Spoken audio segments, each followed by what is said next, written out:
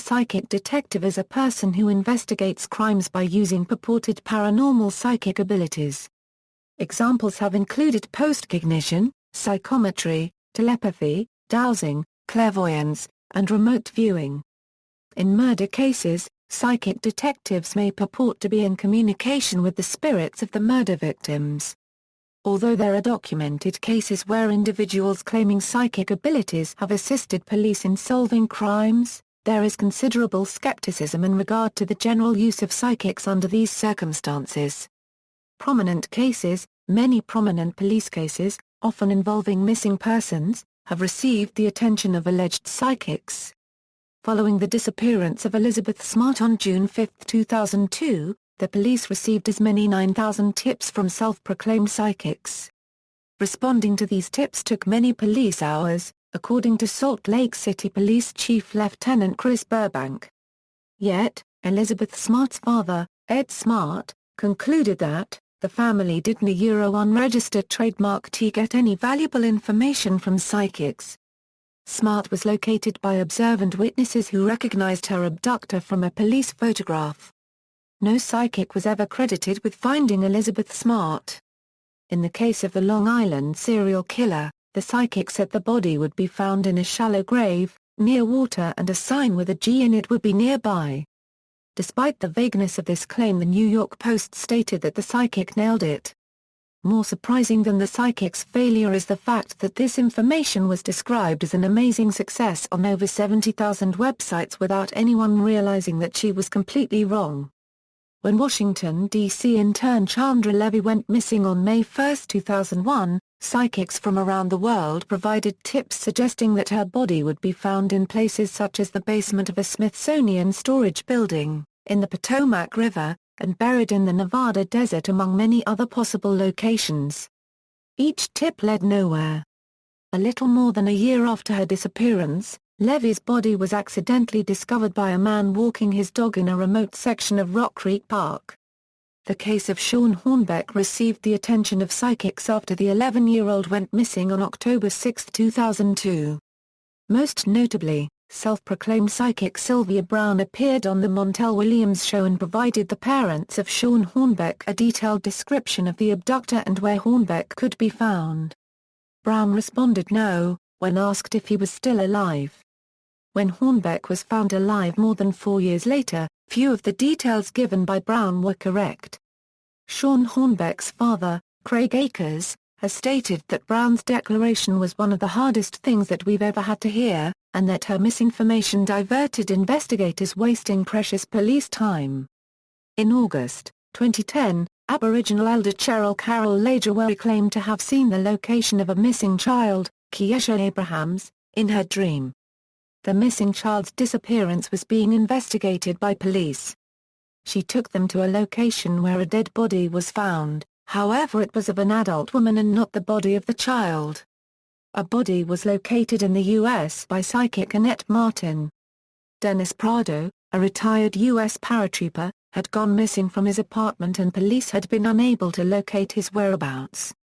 With no further leads, the chief investigating officer, Fernando Relay Vasquez, a sergeant with the Pacifica Police, contacted psychic detective Annette Martin.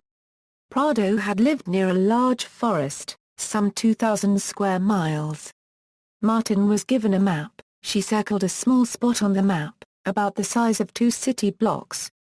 She said that Prado had struggled for breath, had died, and his body would be there within the indicated area. She described the path he took, and where the body would be found. Although the area had been searched before and Prado had not been found, a search and rescue officer initiated a new search with the help of a search dog, as Martin suggested a search dog is going to find him. They found the body covered with dirt at the location, as Martin had indicated. While the body had deteriorated, there was no evidence that he had been attacked, and it is thought likely he had died of natural causes, as she also indicated. In 2001, the body of Thomas Braun was located by Perth-based Aboriginal clairvoyant Leanna Adams in Western Australia. Police had initially been unable to find the body.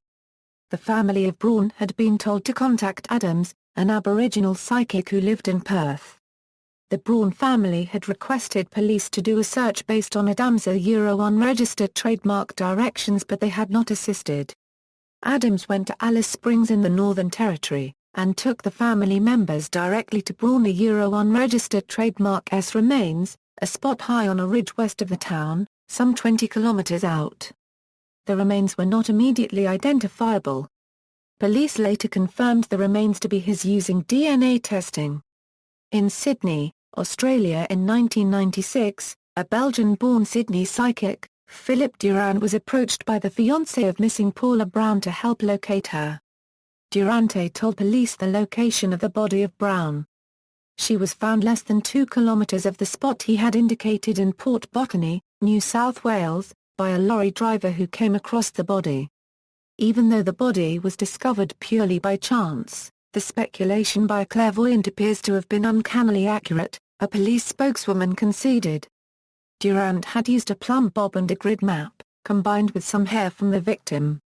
Official police responses. Many police departments around the world have released official statements saying that they do not regard psychics as credible or useful on cases. In Australia Australian police, officially, in general have said that they do not accept assistance from psychics. This was in response to an Australian TV show Sensing Murder, in which self-professed psychics attempt to crack unsolved murders. Western Australian police have a policy that they do not contact psychics for assistance with investigations, however they will accept information contributed by psychics. An unnamed Australian federal police officer was suspended following his seeking the aid of a clairvoyant in regard to death threats made against Prime Minister John Howard. A federal police spokesman said they do not condone the use of psychics in security matters. There are still cases of psychics professing to have trained with the Australian police and failing to provide credible evidence to support qualifications or evidence of being a psychic profiler or intuitive profiler with the Australian police. While official policy for police forces in Australia does not advocate the use of psychics for investigations, one former detective senior constable, Geoffrey Little, has said police do use them even though they officially say they don't. Additionally, police in NSW have used psychic Debbie Malone on a number of cases. While no evidence she has supplied has solved murders or missing investigations on their own, her evidence had been used to corroborate theories, and in one case, included in a coroner's brief on a case. Little, in reference to one case she assisted on, felt her description of what happened was exceptional. Other officers also had been impressed by her assistance, while yet other NSW officers felt she had not helped solve any cases. Sergeant Gay Creer and Detective Sergeant Damien Loon state that she did not give them anything the police and the public didn't already know. Creer recounts, "I've dealt with a lot of psychics, but no one has ever said, I can see where the body is buried and I'll take you there." In New Zealand New Zealand police have said spiritual communications were not considered a creditable foundation for investigation.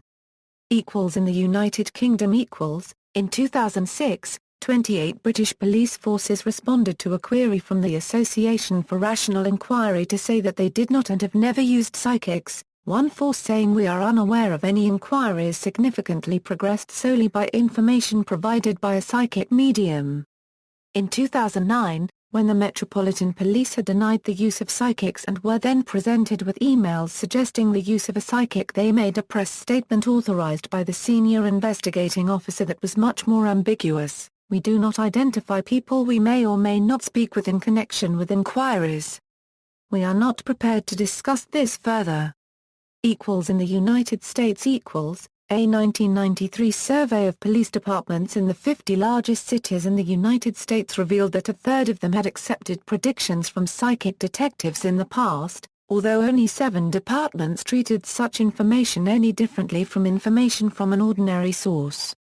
No police department reported any instances of a psychic investigator providing information that was more helpful than other information received during the course of a case, since any information has to be proved. Only information matching other evidence could be used.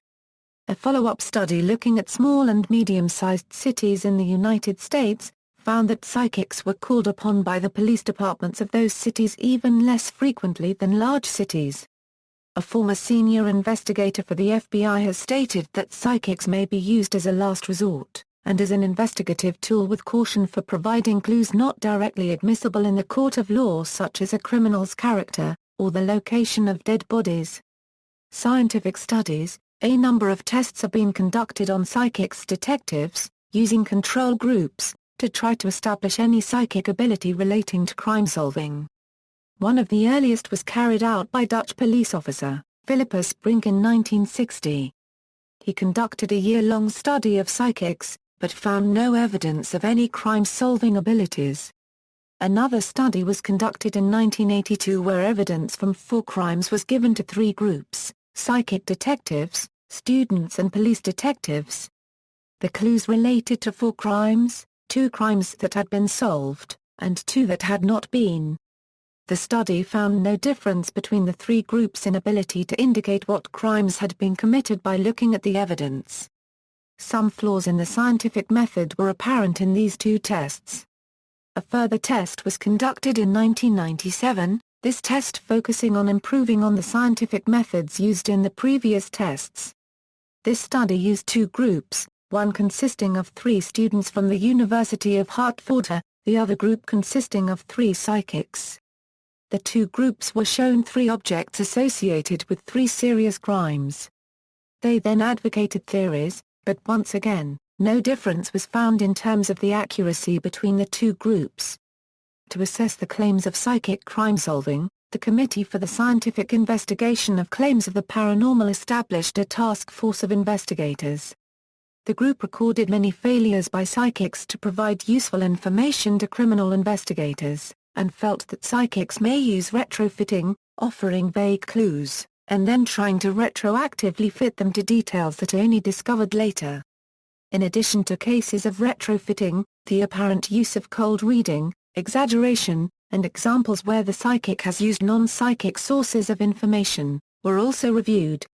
In 2008, while being interviewed for the Skeptico podcast, managing editor of Skeptical Inquirer magazine, Ben Radford challenged the host Alex Tsakiris to give him the best case for evidence of a psychic solving a crime. Tsakiris had repeatedly accused skeptical investigators of purposely choosing the weakest cases. Radford agreed to investigate in depth a case from any period in history, around the world, that presented the gold standard for evidence. Tsakiris chose psychic Nancy Weber, who in 2006 appeared on an episode of the biography channel Psychic Investigators. Weber claimed to have helped the New Jersey police solve the serial murders of Amy Hoffman and Deirdre O'Brien from 1982. The police arrested James Koadatic in 1983, who was later found guilty of serial murder. Psychic investigators interviewed Weber as well as the 2 police detectives she worked with, Hughes and Moore, who verified Weber had given them information she could not have known. Radford spent the next 9 months reviewing the case. He and Tsakiris re-interviewed the detectives as well as the psychic on the Skeptico podcast. Radford discovered that the detectives had not kept their notes from the case and their story had changed since the TV show aired. In fact, he found that their stories now contradicted the psychic story. A further discovery by Radford using the New Jersey phone book from 1982 found that if the psychic had indeed given the detectives all the evidence she claimed she had, the police could have discovered the killer with a 15-minute search through the phone book. Radford believes that the police and the psychic simply fell prey to confirmation bias. Critical commentary. ABC's Nightline Beyond Belief program for August 17, 2011 featured psychic detectives and their involvement with the case of Ali Lowitzer. Typical of missing person cases, families are approached by people claiming they will help bring the missing home. They told me, "I see trees, water, dirt." But it is all very vague, according to Susan Lowitzer, a mother whose daughter has been missing since April 26, 2010. Retired FBI agent and ABC consultant Brad Garrett states, "In 30 years, I have never seen a psychic solve a mystery." JREF investigator and mentalist Banashk feels that psychic detectives take advantage of families. Because of fame and money, they step in and try to act like an authority. Banashk believes that not all psychic detectives are frauds, some are self-deluded and believe they are helping, but they send police on wild goose chases, wasting precious time and resources. Psychic Georgia O'Connor states that Ali is dead, she was tortured and her body dismembered. When asked by ABC's Judia Chang how can she tell parents this kind of information when she might be wrong, O'Connor replies, "I can't let my ego get in the way of what I see." Despite the attention from psychic detectives, Ali Lowitzer remains missing from her Spring, Texas home. No psychic detective has ever been praised or given official recognition by the FBI or U.S. national news for solving a crime, preventing a crime, or finding a kidnapped victim or corpse. The Australian Institute of Criminology, Australia's official crime research agency, advises parents of missing children not to resort to using psychics who approach them. Former FBI analyst and profiler Clint Van Zandt has criticized the use of psychic detectives and has stated that, "What happens many times is that professed psychics allow themselves the benefit of 20/20 hindsight. After the case is solved, they make their previously vague predictions somehow fit the crime and the criminal." A detailed 2010 study of Sylvia Browne predictions about 115 missing persons and murder cases has found that despite her repeated claims to be more than 85% correct, Browne has not even been mostly correct in a single case. Belief in psychic detectives, psychologists, researchers and other authors have posited a number of possible explanations for the belief that some can provide valuable crime information from psychic abilities. The possible explanations include confirmation bias, wishful thinking, and retrofitting. The act of reinterpreting vague and nebulous statements made by psychic detectives is also referred to as the multiple out. Taking advantage of these cognitive limitations is the practice of cold reading, which creates the illusion of knowing specific information. Additionally, police detectives and other authors suggest that psychic detectives appear successful due to making common-sense or high-probability predictions such as finding bodies at dump sites or near water. While police departments claim they do not seek out or use psychics to solve crimes, they must follow up on all credible tips. If police do not refute this theory, then many in the public continue to believe that psychics are secretly employed by law enforcement. If the police state they do not use psychics, then psychics claim that the police do not want to share the credit, and are just covering up. Finally, the use of psychics may simply reduce anxiety and fill the emotional needs of individuals who must be experiencing great stress. In fiction, there is a long history of psychic detectives in horror and crime fiction, and in other genres as well. One of the earliest forms of the genre was the character Flaxman Lowe, created in 1897 by mother and son Kate and Hesketh Pritchard. Other examples include Jules de Grandin, Dr. Occult and Agent Darcy McClellan, created by Cheryl K. Tardif. The popular TV show, Psych, features a charlatan paranormal detective helping the Santa Barbara police with crimes that range from robberies to kidnappings to murders. However, the man actually uses an acute sense of observation he acquired as a child, a eidetic memory, excellent vision, and deduction and reasoning to solve cases, making a running gag of his claim to be a psychic. In Douglas Adams's Dirk Gently novels, the titular character a holistic detective is implied to have psychic powers on occasion. One incident involved Gently attempting to scam his university classmates into paying for a set of answers to an exam, supposedly obtained using psychic powers that Gently did not think he had. To his surprise, the answers he provided, which he thought he had produced randomly, turned out to be entirely correct. He was expelled as a result. Peter F. Hamilton wrote a series of books about the ex-military psychic Greg Mandel. In the series, Greg was a retired Special Forces soldier created as part of an elite Spec Ops unit, the Mine Star Brigade, in the English Army, having fought a vicious war in Turkey and helped a rebellion overthrow the People's Socialist Party at home. Having won the rebellion, he then retired to Rutland, suddenly being called out of retirement by the rich heiress Julia Evans to use his psychic talents to find the root of industrial espionage against her company, Event Horizon, an organization that was also integral to the overthrow of the communist government. The series not only focuses on Greg's abilities, but also the abilities of other psychics created as part of the Mindstar program, the effects of social and economic change throughout the 21st century, global warming and rapid scientific advances. Greg regularly uses his abilities both for interrogation and as an offensive weapon. The episode Bart the Murderer of The Simpsons depicts a psychic joining the hunt to find Principal Skinner. The episode Cartman's Incredible Gift of South Park depicts a skeptical view of psychic detectives. The Japanese manga and anime series Yu Yu Hakusho depicts a teenage boy named Yusuke Urameshi working as a spirit detective, which is a human who hunts down demons using supernatural abilities. See also, occult detective, parapsychology, psychic archaeology, Ganzeld experiment, scientific investigation of telepathy, pseudoscience, list of topics characterized as pseudoscience, Marcello Truzzi, Committee for Skeptical Inquiry, Gerard Kreiset. Literature, Richard Wiseman, Donald West and Royce Demon, An Experimental Test of Psychic Detection. In Journal of the Society for Psychical Research. 1996, 61, 842, 34-45. References